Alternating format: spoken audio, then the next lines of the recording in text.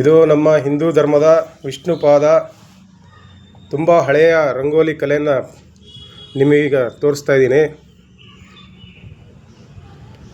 ಅಮ್ಮ ಇದೇನು?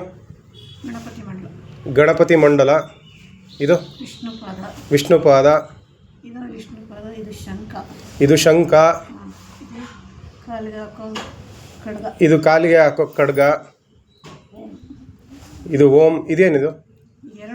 ಓ, ಎರಡು ಖಡ್ಗ, ಎರಡು ಕಾಲಿಗೆ ಎರಡು ಖಡ್ಗ. ಸರಿ. ಇದೇನಿದು? ಪದ್ಮ ರಂಗೋಲಿ. ಹಂಗಂದ್ರೆ ಅಂದರೆ ಈ ಕಮಲ ಅಲ್ವಾ? ಅದೇ ಕಮಲದ ಮೊಗದೋಳೆ, ಕಮಲದ ಕಣ್ಣೋಳೆ, ಕಮಲವ ಕೈಯಲ್ಲಿ ಹಿಡಿದೋಳೆ, ಕಮಲನಾಭನ ಹೃದಯ ಅಂತ ಒಂದು ಹಾಡೇ ಇದೆಯಲ್ಲ, ಆ ಕಮಲ ಅದನ್ನು ರಂಗೋಲಿಯಲ್ಲಿ ಬರೆದಿದ್ದಾರೆ. ನಮಗೆ ಇನ್ನೊಂದು ಯಾವುದಾದ್ರು ಒಂದು ಒಳ್ಳೆ ರಂಗೋಲಿ ತೋರಿಸ್ಬೋದಾ ಇದೇ ಥರದ್ದು? ನೆಲದ ಮೇಲೆ ಬಿಡಿ, ಪರವಾಗಿಲ್ಲ.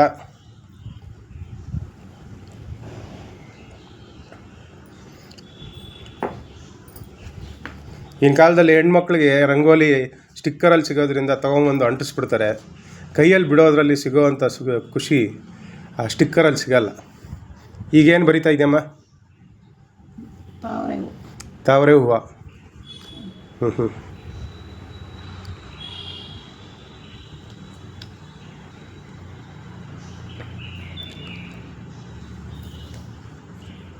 ಇದೂ ಲಕ್ಷ್ಮಿಗೆ ತುಂಬ ಇಷ್ಟ ಅಲ್ವ ನಮ್ಮ?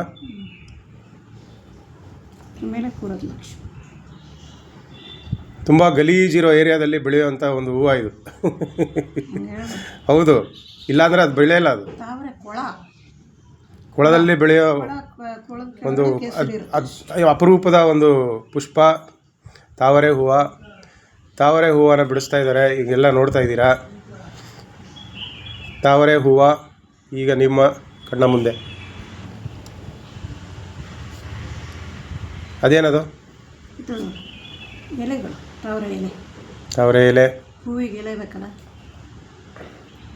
ಹೂವಿಗೆ ಎಲೆ ಆಗಲಿ.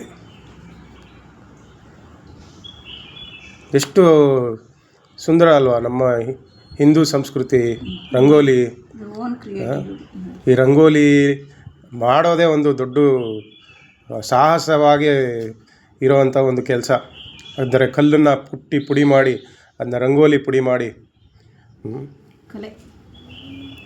ನಿಮಗೆ ಗೊತ್ತಿರಲಿ ವೀಕ್ಷಕರೇ, ಬೆಂಗಳೂರು ಈ ಮುಂಚೆ ಸುಣ್ಣದ ಕಲ್ಲು ಇರೋವಂಥ ಜಾಗ ಆಗಿತ್ತು. ಸುಮಾರು ಜಾಗದಲ್ಲಿ ಸುಣ್ಣದ ಕಲ್ಲುಗಳು ಸಿಗ್ತಾಯಿತ್ತು. ಆ ಕಲ್ಲಿಂದ ರಂಗೋಲಿನ ತಯಾರು ಮಾಡ್ತಾಯಿದ್ರು. ನಾನು ಮಾತಾಡ್ತಾ ಇರೋದು ಕೆಂಪೇಗೌಡರ ಕಾಲದಲ್ಲಿ. ಆಗಲಿ ನೋಡಿ ಎಷ್ಟು ಚೆನ್ನಾಗಿ ಬಿಡ್ತಾ ಇದ್ದಾರೆ. ನೀನು ಯಾವ್ದಾದ್ರು ಕ್ಲಾಸ್ಗೆ ಹೋಗಿದ್ದೀನಮ್ಮ ರಂಗೋಲಿ ಬಿಡಿಸೋದಕ್ಕೆ? ಹಾಂ ಹಾಂ ಹಾಂ. ಆಹಾ, ನಿಮಗೂ ಈ ಥರ ಯಾವ್ದಾದ್ರು ರಂಗೋಲಿ ಬಿಡಿಸ್ಬೇಕು, ನಿಮ್ಮ ಯಾವ್ದಾದ್ರು ಶುಭ ಸಮಾರಂಭಗಳಿಗೆ ಅಂತ ಇದ್ದರೆ ನೀವು, ನಾನು ಡಿಸ್ಕ್ರಿಪ್ಷನಲ್ಲಿ, ಈ ವಿಡಿಯೋ ಡಿಸ್ಕ್ರಿಪ್ಷನಲ್ಲಿ ಒಂದು ನಂಬರ್ ಹಾಕಿರ್ತೀನಿ. ಅವ್ರಿಗೆ ಫೋನ್ ಮಾಡಿ, ಅವ್ರು ಬಂದು ರಂಗೋಲಿ ಬಿಡಿಸ್ಕೊಟ್ಟು ಹೋಗ್ತಾರೆ. ನಿಮ್ಗದು ಇಷ್ಟ ಇದ್ದರೆ ನೀವು ಕಾಂಟ್ಯಾಕ್ಟ್ ಮಾಡ್ಬೋದು.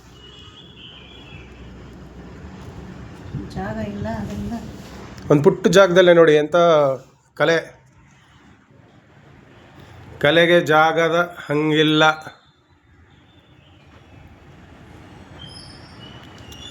ಬಾಬಾ ಎಷ್ಟು ಚೆನ್ನಾಗಿ ಬರೆದ್ರು ನೋಡಿ. ನೋಡಿದ್ರಾ?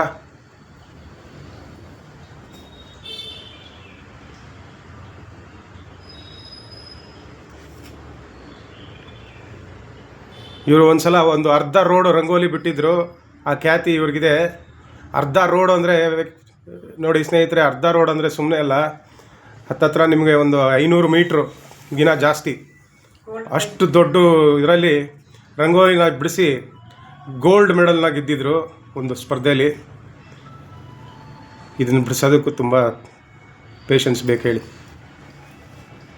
ನಾವು ಪೇಜಲ್ಲಾದರೆ ಈಸಿಯಾಗಿ ಬರ್ಬಿಡ್ಬೋದು, ಆದರೆ ನೆಲದ ಮೇಲೆ ಮಾಡೋವಂಥ ಈ ಕಲೆ ತುಂಬ ತುಂಬ ತುಂಬ ತುಂಬ ಕಷ್ಟ. ಆದರೆ ಕೆಲವರಿಗೆ ನೀರು ಕೊಡ್ದಂಗೆ ಅವ್ರ ಕೈಯಲ್ಲಿ ರಂಗೋಲಿ ಪುಡಿ ಸಿಕ್ಕಿದ್ರೆ ಸಾಕು, ಕುಟ್ಟಿ ಪುಡಿ ಪುಡಿ ಮಾಡಿಬಿಡ್ತಾರೆ.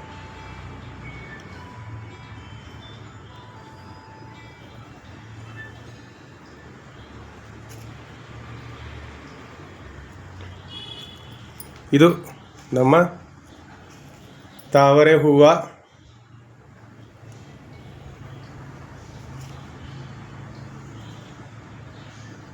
ನೋಡಿ, ಅದನ್ನೇ ಅವರು ಡೆವಲಪ್ ಮಾಡಿಕೊಂಡು ಇದಕ್ಕೆ ಕಲರೆಲ್ಲ ಹಾಕಿ ಒಂದು ಫೈನಲ್ ಸ್ಟೇಜಿಗೆ ತೊಗೊಂಬರೋ ಅಷ್ಟರಲ್ಲಿ ಅದೊಂದು ಬೃಹದಾಕಾರವಾದ ಒಂದು ರಂಗೋಲಿಯಾಗಿ ನಿಂತಿರುತ್ತೆ. ಬಾಬಾ ಬಾಬಾ ಬಾಬಾ ಬಾಬಾ ನೋಡಿ, ನೋಡೋರಲ್ಲ ವೀಕ್ಷಕರೇ, ಇದು ನಮ್ಮ ತಾಯಿಯವರು ಬಿಡಿಸಿರೋ ತಾವರೆ ಹೂವಿನ ರಂಗೋಲಿ.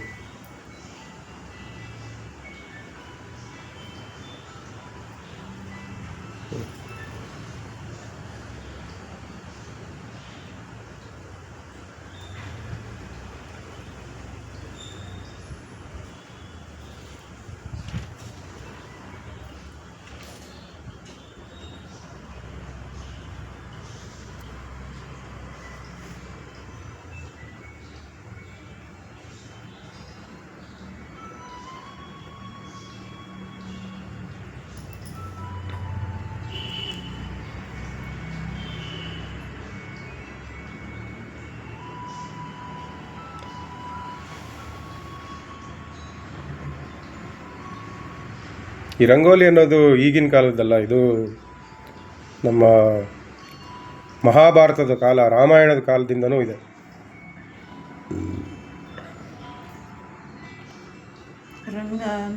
ರಂಗವಲ್ಲಿ ಅಂತ ಆ್ಯಕ್ಚುಲಿ ಇದಕ್ಕೆ ಪೂರ್ಣ ಹೆಸರು ನೋಡಿ, ನಮ್ಮಮ್ಮ ಹೇಳ್ತಾ ಇದ್ದಾರೆ ರಂಗವಲ್ಲಿ ಅಂತ. ರಂಗ ಅಂದರೆ ನಮ್ಮ ವಿಷ್ಣು, ವಲ್ಲಿ ಅಂದರೆ ಲಕ್ಷ್ಮಿ. ವಿಷ್ಣು ಮತ್ತು ಲಕ್ಷ್ಮಿ ಒಟ್ಟಿಗೆ ಇರುವಂಥ ಒಂದು ಆಕಾರವೇ ಒಂದು ರಂಗೋಲಿ ಅಂತ.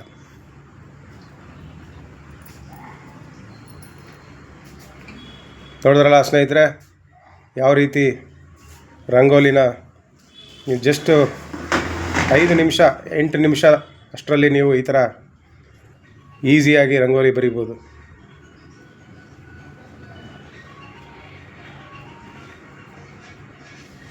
ನಿಮಗೆ ಈ ವಿಡಿಯೋ ಇಷ್ಟ ಆದರೆ ಒಂದು ಲೈಕ್ ಕೊಡಿ, ಕಮೆಂಟ್ ಮಾಡಿ, ನಿಮಗೆ ನಂಬರ್ನ ಹಾಕಿರ್ತೀನಿ, ಶೇರ್ ಮಾಡಿ, ಸಬ್ಸ್ಕ್ರೈಬ್ ಮಾಡಿ.